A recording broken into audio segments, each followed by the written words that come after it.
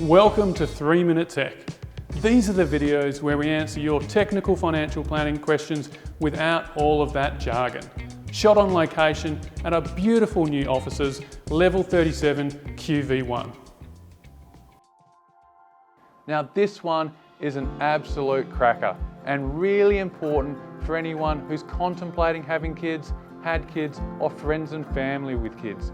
We'll be talking about the government paid parental leave. We're covering really key topics. Can you get the government paid parental leave and employer leave? Can you be taking annual leave? Looking at some of the tips and traps that you need to know. Taking it from someone who's recently had another child, it's important to get this done early, because in those early months with a newborn, things like this often get pushed to the wayside. So come on, let's have a look.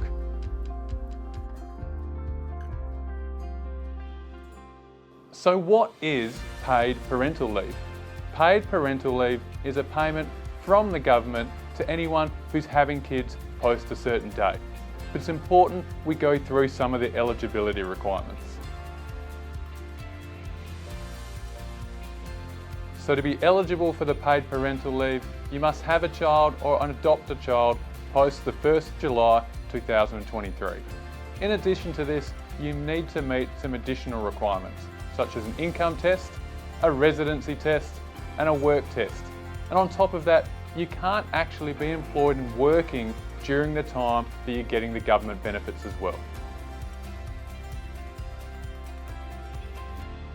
So let's look at this income test.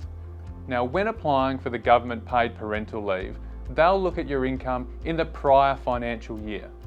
Now, if you're giving birth or adopting a child in 2024-25, then they'll look at your income for the financial year 24. To be eligible, you have to have a single income below $175,000. Now don't worry, if you exceed this, they then look towards your coupled income. So a coupled income below $364,000 is also eligible for the payment.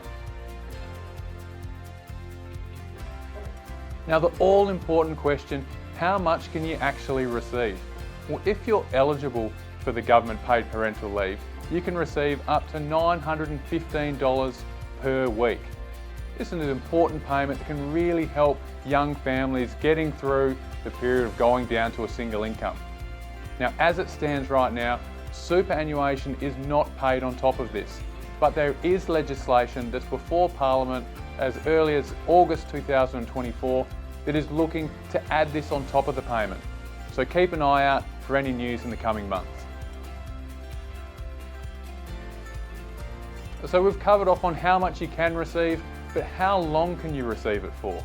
Well, as shown on screen, it will be dependent on when you give birth or adopt a child. If it's post the 1st of July 2024, then it will be up to 22 weeks. If it's post the 1st of July 2025, 24 weeks, and post the 1st of July 2026, it's 26 weeks. Now importantly, the government has introduced some legislation that will reserve a certain amount of weeks for a partner. This again increases based on when the child's date of birth is or the adoption is from. So when can you claim this payment? Well, the government actually allows you to submit a claim 3 months prior to the expected birth of the child. Now you can't receive a payment until the birth or adoption, and the first parent has to take a payment within the first year following the birth.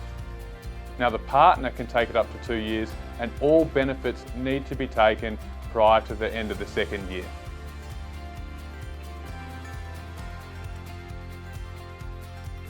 Now you might be scratching your head and asking yourself, can I get the government payment if my employer is also paying me payments? Or if my employer is paying me out some annual leave or some long service leave on top of that?